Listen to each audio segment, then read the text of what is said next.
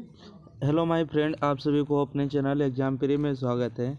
आप लोग कैसे हैं? अच्छे हैं, मस्त है, ज़बरदस्त है। तो चलिए आज के इस क्लास में आपको बिहार बोर्ड परीक्षा जो 2024 में जो साइंस का क्वेश्चन पूछे गए थे ना द्वितीय पाली में, उसको बताने हैं। अगर प्रथम पाली का नहीं देखें तो आप लोग देख लीजिएगा। तो आज के इस वीडियो में साइंस के 80 क्वेश्चन को देखने वाले हैं, ठीक है, जो कि आपके बोर्ड एग्जाम में पूछे गए और इसी प्रकार के आपके बोर्ड एग्जाम में पूछे जाएंगे। 80 प्रश्न रहेगा, जिसमें से आपको बोर्ड एग्जाम में किसी 40 प्रश्नों का ही उत्तर देना है। आइए क्वेश्चन नंबर 1 के साथ। कहते हैं ऑक्सैलिक अम्ल का प्राकृतिक स्रोत कौन सा है? तो देखिए यह जो है टमाटर में पाया जाता है, ठीक है। अगला है प्रोपेन का आणविक सूत्र C3H8 है, इसमें होते हैं, इसमें देखिए 10 सहसंयोजक अबंधक होते हैं, राइट आंसर।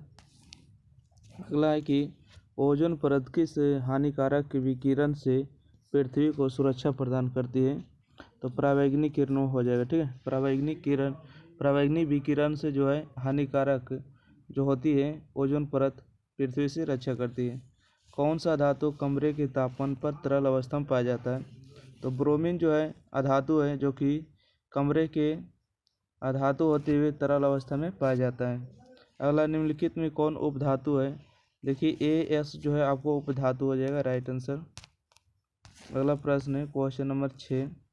कहते हैं CaCO3 कैल्शियम कार्बोनेट और CaOCO2 किस प्रकार की अभिक्रिया है? तो ये वियोजन अभिक्रिया है, क्योंकि एक स्थान दूसरे स्थान से क्या हो रहा है, बदल रहा है। निम्नलिखित में कौन समीकरण संतुलित है? तो देखिए जिंक और ZH2SO4 है ना, जिंक कॉपर सल्फेट और हाइड्रोजन जो है क्या संतुलित है। अगला है निम्नलिखित में किसके द्वारा औद्योगिक क्षेत्र में अम्ल वर्षा होती है?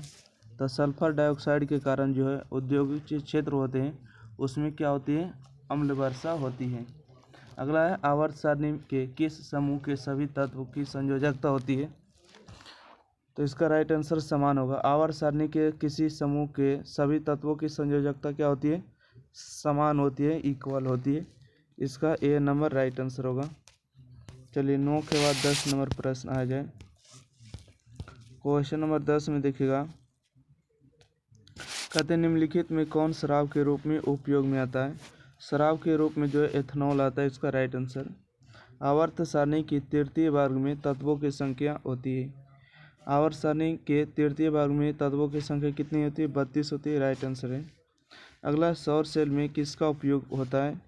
तो सौर सेल में जो है सिलिकॉन का प्रयोग होता है, ठीक है। सौर सेल में किसका प्रयोग होता है? सिलिकॉन का होता है, राइट आंसर है। अगला प्रश्न है कि एक तत्व का इलेक्ट्रॉनिक विन्यास 287 है, इस तत्व की परमाणु संख्या क्या होगा? तो 17 होगा, ठीक है। अगला है ड्यूरालीमान किस धातु का मिश्र धातु है? तो एल्युमिनियम का होगा, जिसका संकेत Al होता है। अगला है सोडियम फॉस्फेट का अनुसूत्र होता है, ठीक है। सोडियम फॉस्फेट का अनुसूत्र Na3PO4 हो जाएगा, सोडियम फॉस्फेट है। ब्रिक की रचनात्मक एवं क्रियात्मक इकाई को कहते हैं, नेफ्रॉन कहते हैं, इसका सही जवाब, ठीक है। अगला है कि ओजोन परत का अवक्षय करता है, CFC करता है, जिसका नाम होता है क्लोरोफ्लोरोकार्बन, ठीक है। ओजोन परत का अवक्षय कौन करता है? तो CFC, जो कि क्लोरोफ्लोरोकार्बन है। अगला है निम्नलिखित जीवों में किसमें अलैंगिक जनन मुकुलन द्वारा होता है, ठीक है। तो ईस्ट में जो है अलैंगिक जनन मुकुलन द्वारा होता है। पादप हार्मोन का एक उदाहरण है, तो IAA हो जाएगा, ठीक है। पादप हार्मोन का उदाहरण IA हो जाएगा। चलिए अगला प्रश्न है कि आलू में काई प्रबंधन होते हैं, ठीक है। आलू में जो काई प्रबंधन होते हैं तनक द्वारा, जैसे आलू को आप काट के रोप दीजिएगा तो दूसरा हो जाएगा। यानी कि हाइड्रिला पाया जाता है। हाइड्रिला किस में पाया जाता है? जल में पाया जाता है ना। अगला है स्वस्थ व्यक्ति का सिस्टोलिक रक्तचाप होता है। सिस्टोलिक जो होता है आपको 120 होते हैं, ठीक है। 120 के प्रेशर से आपको रक्त जाता है और 80 के प्रेशर से वापस लौटता है, ये ध्यान रखिएगा। अगला उभयलिंगी जीव का उदाहरण है, उभयलिंगी जीव का उदाहरण हेट्रा होगा, जो कि द्विलिंगी है ना। अगला प्रश्न है 24 नंबर। 24 नंबर है कि मछलियों में श्वसन होता है, तो बताइएगा मछलियों में श्वसन गिल्स के द्वारा होता है। सभी अम्ल जल में घुलकर प्रदान करते हैं, तो +H प्रदान करते हैं, ठीक है, +H आयन प्रदान करते हैं। सभी अम्ल जल में घुलकर क्या प्रदान करता है, +H। अगला है कि निम्नलिखित यौगिक में कौन दुर्बल अम्ल है, ठीक है। दुर्बल अम्ल हमेशा एक बार पूछते हैं, CH3 है ना, CH3 COOH हो जाएंगे। सिल्वर आयोडाइड का रंग कैसा होता है, तो पीला होता है, ठीक है।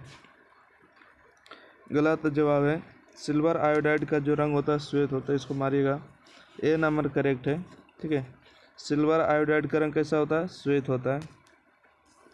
अगला है सबसे कठोर प्राकृतिक पदार्थ है। सबसे कठोर प्राकृतिक पदार्थ क्या हो जाएगा, तो हीरा होगा, जो कि हीरा का अपर्तांक 2.42 होता है ना, 2.42 हो जाएगा इसका राइट आंसर। देखिएगा, कार्बन के कितने रवादार अपरूप होते हैं, तो कार्बन के 3 होते हैं ना। कार्बन के कितने रवादार, 3। जिंक ब्लेड किस धातु का अक्ष है, जिंक ब्लेड जो है जिंक का ही धातु है।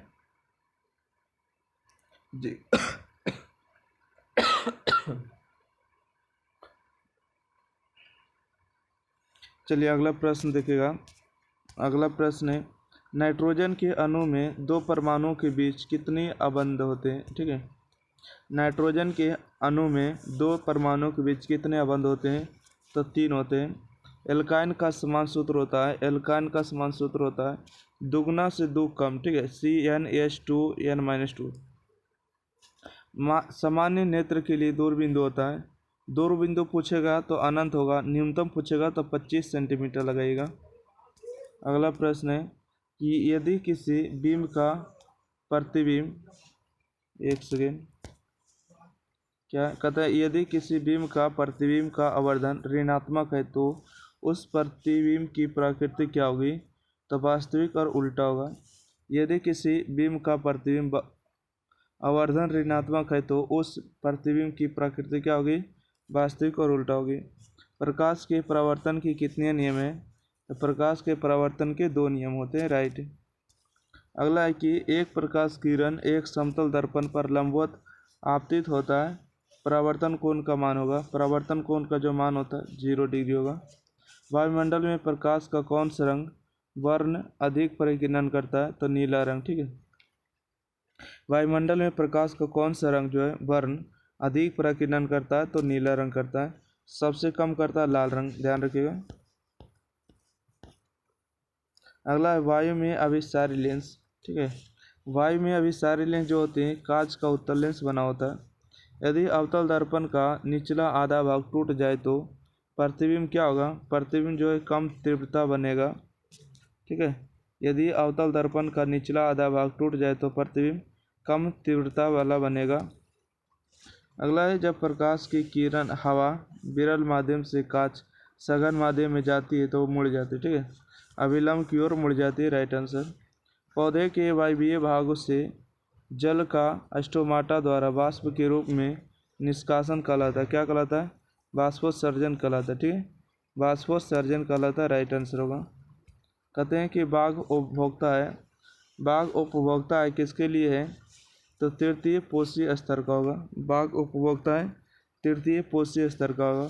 मानव का उद्भव स्थान है, तो मानव का उद्भव स्थान अफ्रीका को माना जाता है। क्रमानुकोचन गति पाई जाती है, तो क्रमानुकोचन गति जो है देखिए ग्रास नली और छोटे आंत में दोनों में ही पाई जाती है, ठीक है। तो बी और डी दोनों हैं, तो आपको 1 नंबर जो आपको बिहार बोर्ड की तरफ से फ्री मिलेगा, ऐसे क्वेश्चन आएंगे तो। अगला प्रश्न है कि खुला परिवहन तंत्र पाया जाता है। देखिए कॉकरोच हो जाएगा या तो तितली होगा, अगर कॉकरोच दिए तो वो भी सही, तितली भी होगा। अगला रक्त में ऑक्सीजन का वाहक है। रक्त में ऑक्सीजन का जो वाहक होता है हीमोग्लोबिन होता है। हीमोग्लोबिन का रंग कैसा होता है, तो बताइएगा लाल होता है, ठीक है, हीमोग्लोबिन का रंग लाल होता है। अगला प्रश्न है कि मानव में ऑटोसोम की जोड़ियों की संख्या होती है। ऑटोसोम आपको हो जाएगा 22 जोड़ी, ठीक है, 22 जोड़ी इसका सही होगा, क्योंकि 22 प्लस होते हैं आपको एक्स और वाई होते हैं, ठीक है, राइट। अगला प्रश्न बढ़ते हैं। प्रकाश संश्लेषण के लिए दृश्य प्रकाश स्पेक्ट्रम का सबसे प्रभावी रंग होता है लाल रंग होता है, ठीक है। प्रकाश संश्लेषण के लिए दृश्य प्रकाश स्पेक्ट्रम का सबसे प्रभावी अंग लाल रंग होता है।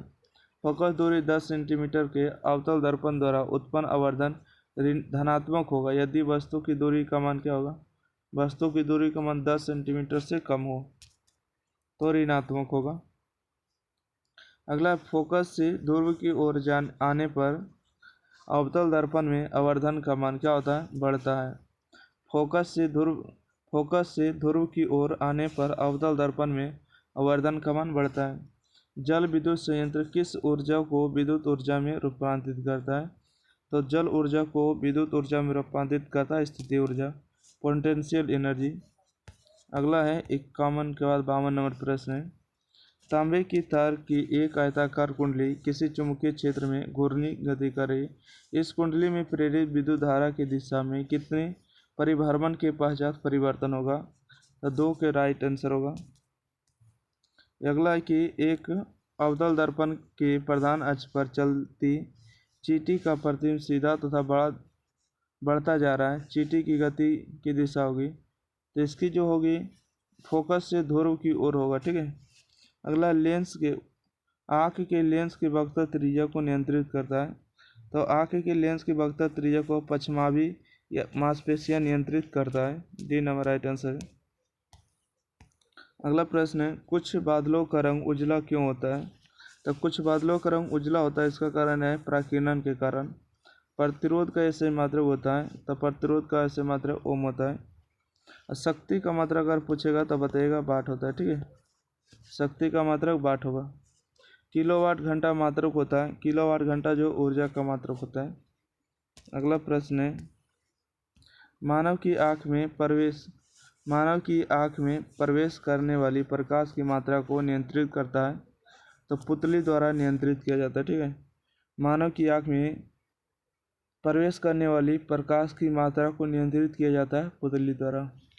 कौन सा परंपरागत ऊर्जा स्रोत है, तो परंपरागत ऊर्जा जैव मात्रा होगा, जिसको बायोमास कहते हैं।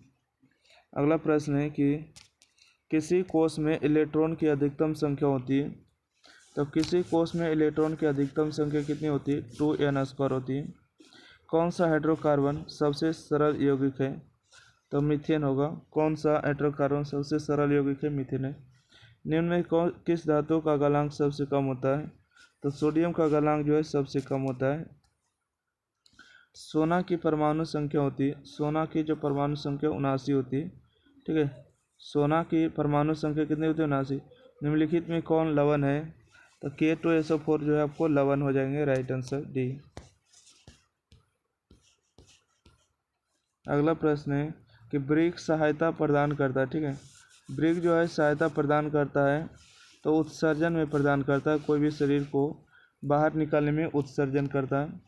प्रकाश संश्लेषण होता है, तब प्रकाश संश्लेषण केवल दिन में होता है। सिनेप्टिक्स नर्व्स पाया जाता है, तो न्यूरॉन में पाया जाता है, ठीक है। सिनेप्टिक्स नर्व्स पाया जाता है, न्यूरॉन में पाए जाते हैं।